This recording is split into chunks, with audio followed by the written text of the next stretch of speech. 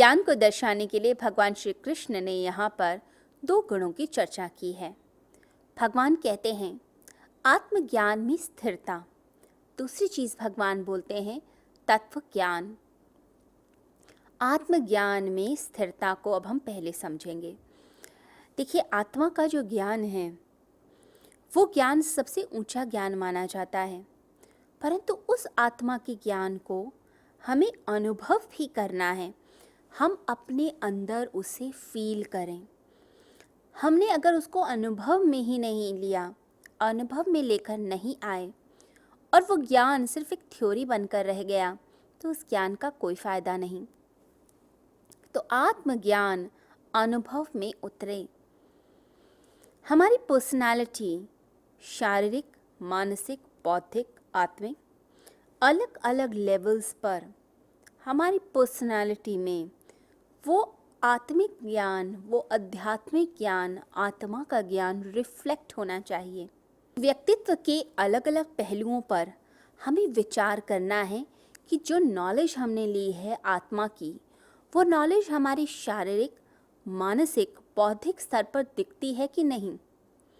कोई व्यक्ति आपके घर पे काम करता है, आपका सर्वेंट है, अगर आप उससे शारीरिक लेवल पर ज़्यादा काम कराते हैं, यानी फिज़िकल लेबर वो ज़्यादा कर रहा है, सुबह से शाम तक कार्य करते करते वो थक चुका है, लेकिन आप उसे और भी काम दिए जा रहे हैं।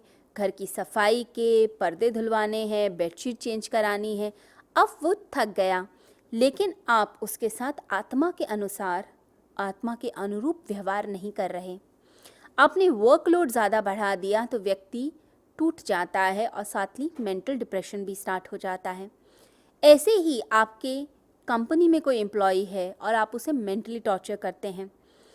वह काम ठीक से नहीं कर पा रहा या बिल्कुल नया है, धीरे धीरे सीख रहा है, और आपने वर्कलोड ज़्यादा डाल दिया। जितनी उसकी क्षमता थी उससे ज़्यादा आपने काम दिया है और वो कर नहीं पा रहा, तो फिर क्या होता है?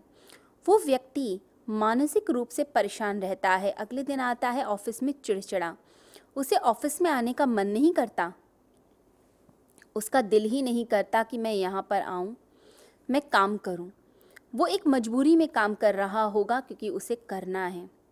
ऐसे ही बौद्धिक स्तर पर भी आप जब किसी व्यक्ति को दबाते हैं, जैसे कोई स्टूडेंट, आप उसे बोलें कि आपको क्लास में फर्स्ट आना ही आना है, अब वो अपने इंटेलिजेंस के अनुरूप जितना कर सकता है वो कर रहा है। लेकिन अगर एक टीचर बच्चों पे प्रेशर बनाना स्टार्ट कर दे, तो बच्चे के अंदर एक हैरेसमेंट होती है, ह्यूमिलेशन, सेल्फ ह्यूमिलेशन होती है। वो अपने आप को नीचे समझने लगता है। उसे लगता है कि मैं शायद इस लायक ही नहीं, मैं इंटेलिजेंट ही नहीं, मैं तो डफर हूँ। तो मन में वो अपने आप को बोलना शुरू कर देता है, एक आत्महीनता आती है। तो आप आत्मा के अनुरूप व्यवहार कीजिए। जैसा आपको अगर कोई ऐसे बोलेगा तो आपको बुरा लगेगा, तो बिल्कुल वैसे ही आप ये समझिए कि मैं जब दूसरे को ये चीज़ बोलता हूँ तो उसे कितना बुरा लगता होगा। अपने आप को परिवर्तित कीजिए, रूपांतरण कीजिए। आत्मा का अनुभव हर समय ये महसूस करते हुए मैं एक आत्म तत्व हूँ, मैं ये शरीर नहीं, मैं ये मन नहीं, मैं ये प्राण नहीं, मैं ये बुद्धि नहीं हूँ। और किसी को इतना जज भी मत कीजिए।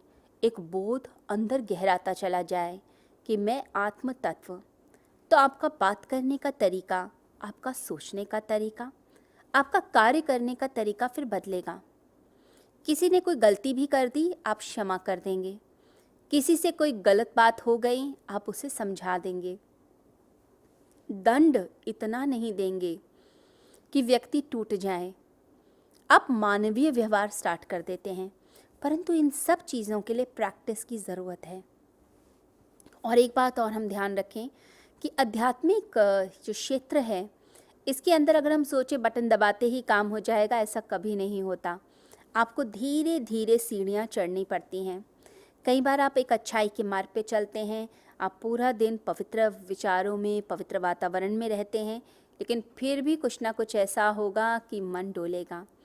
ये जो बीमार मन है, जन्मों जन्मों की बीमारी है हमारे मन की। ये जो बीमार मन है हमारा, इस मन को बड़े प्यार से साधना पड़ता है। ये बिगड़ा हुआ घोड़ा है, बिगड़ैल घोड़ा, ज़िद्दी घोड़ा, इसे धीरे धीरे समझाना पड़ेगा। काफ़ी सारे मूड चेंजेस भी होते हैं। काफ़ी बार ये आपको पटक भी देगा, काफ़ी बार आपकी बात भी नहीं मानेगा और कई बार आपको ऐसा लगेगा बड़ा मुश्किल है भाई मन को समझाना। लेकिन ये मन कंट्रोल में आता है। गीता कहती है, भगवान श्री कृष्ण कहते हैं कि मन नियंत्रण में आता है, लेकिन प्रैक्टिस करते रहिए। प्रैक्टिस बहुत ज़रूरी है और साथ ही अपने आप को डिप्रेस मत कीजिए। कभी लगे मूड चेंजेस हो रहे हैं, कभी लगे कि आप नीचे गिर रहे हैं, डाउनफॉल हो रहा है, तो ये कभी कभी परीक्षाएं भी होती हैं। आपके अंदर अगर कोई एक वासना का बीज है, वो बीज फिर दोबारा से सामने आ गया पूरी शक्ति के साथ और आपको लगा आप फिर से वही गलत चीज़ों की तरफ बहने लग गए, तो आपने क्या करना है उस समय? अपने ऊपर सेल्फ कंट्रोल। अगर मन बह के भी इधर उधर भी जाने लगे तो तुरंत उसको समेट के अंदर लेते आइए। जैसे गीता कहती है, सर्वारंभ त्यागी, शुरुआत में ही वृत्ति का, एनर्जी का विसर्जन होने से आपके अंदर जो वृत्तियां हैं, जो इच्छाएं हैं, फिर सर नहीं उठाती। शुरू में ही उसे सप्रेस कर देना चाहिए। मध्य में या बाद में छोड़ने की कोशिश करेंगे तो बहुत तकलीफ होती है और हो भी नहीं पाता, जैसे तीर कमान से छूट जाता है।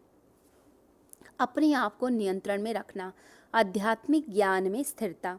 जो आपने ज्ञान प्राप्त किया, सपोज आपने यही ज्ञान प्राप्त किया, मुझे डिसिप्लिन में रहना है, बस इसी ज्ञान को स्थिर कीजिए। मैं आत्म तत्व, मैं शरीर से नहीं जुड़ा हुआ, मैं अपने आप को एक डिसिप्लिन देता हूँ, इस शरीर को, इस डिसिप्लिन को फॉलो करना है। इसका अभ्यास कीजिए, प्रैक्टिस कीजिए। तो धीरे धीरे प्रैक्टिस करते हुए हम सबके साथ मित्रतापूर्ण व्यवहार करते हैं। साथ ही साथ यहाँ तत्व ज्ञान की बात की गई है। तत्व ज्ञान, देखिए मोक्ष ही हमें चाहिए, सभी मनुष्यों को मोक्ष चाहिए और मोक्ष की जो यात्रा है, उस यात्रा को उत्साहपूर्वक किया जाता है। जब हम बार बार याद दिलाते हैं, हम तो मुक्ति के पथ पर चलने के लिए आए हैं, हमें इस संसार की डिस्ट्रैक्शन से नहीं फंसना। जो भी विजातीय प्रवृत्तियां हैं, उन सबको ड्रॉप कर देना है। यानी विजातीय मतलब जो आउटसाइड की हैं, बाहरी हैं, हमारी आंतरिक नहीं है। प्रवृत्ति यानी कि मेंटल मॉडिफिकेशंस। तो जो भी मेंटल मॉडिफिकेशंस हो रही हैं, जो बाहर हो रही हैं, क्योंकि आत्मा के लेवल पे नहीं है, इसलिए हम उन्हें बाहरी कहते हैं। देखिए, अंदर है आत्मा और बाहर पंचकोश का कॉन्सेप्ट, जैसे हम सभी जानते हैं।